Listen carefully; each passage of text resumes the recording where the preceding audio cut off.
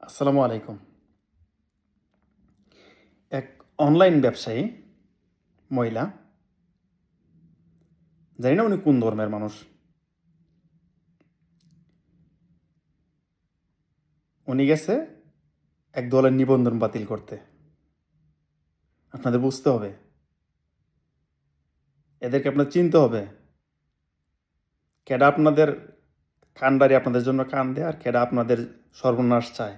এটা যদি আপনারা না বুঝেন, তো এটি বড় ভুল করবেন জীবনে। এদেরকে আপনারা এদেরকে চিনে রাখেন, এদের কর্মকাণ্ড। কত বড় সাহস, মহিলা গেছে এক দলের নিবন্ধন বাতিল করতে।